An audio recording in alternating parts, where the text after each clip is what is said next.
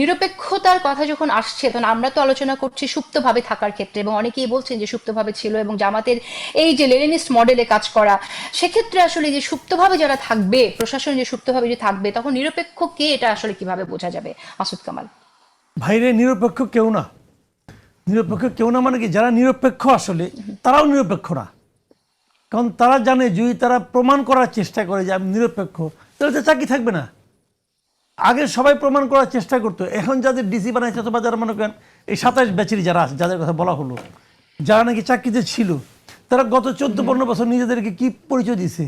বলছে আমি জামাত করি, বলছে আমি বিএনপি করি, বলে নাই তো। তো তারা যখন নিজেকে বলছে আমি আওয়ামী লীগ করি, তো এইটাই তো গুপ্ত ভাই। গুপ্ত কাহাকে বলে? ইহাই গুপ্ত।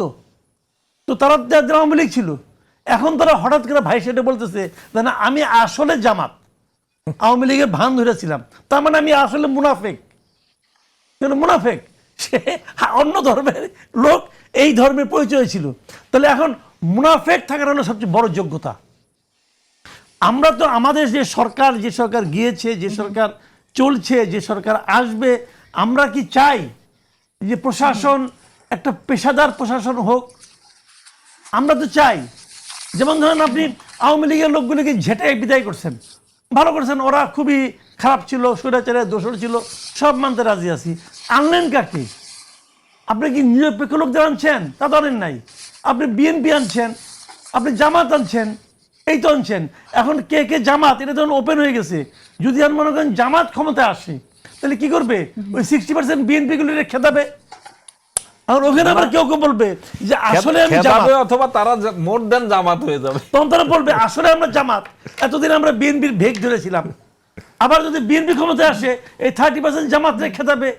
তার মানে হলো যে কোনো প্রশাসনে আমাদের দেশে বর্তমানে মুনাফেকি হলো সবচেয়ে উন্নত এবং কার্যকর বৈশিষ্ট্য।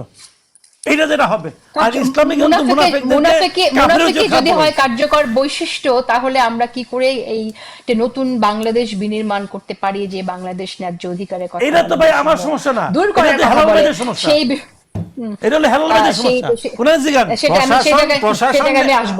প্রশাসন নির্বাচনে নিরপেক্ষ থাকার একটা ফর্মুলা আছে, সেটা খুব সহজ ফর্মুলা। সেটা হলো নির্বাচনের ভোটটা যদি এমন হয় যে আগে ভাগে যদি বোঝা না যায় যে ভোটের ফলাফল না হওয়া পর্যন্ত কোন দল ক্ষমতা যাবে, তাহলে প্রশাসন মোটামুটি ভাবে নিরপেক্ষভাবে কাজ করে। যখন আগে ভাগে একটা পারসেপশন তৈরি হয়ে যায় ওই দল যাচ্ছে, প্রশাসন সেদিকেই ঝুঁকে পড়ে। এটাই প্রশাসনের চরিত্র।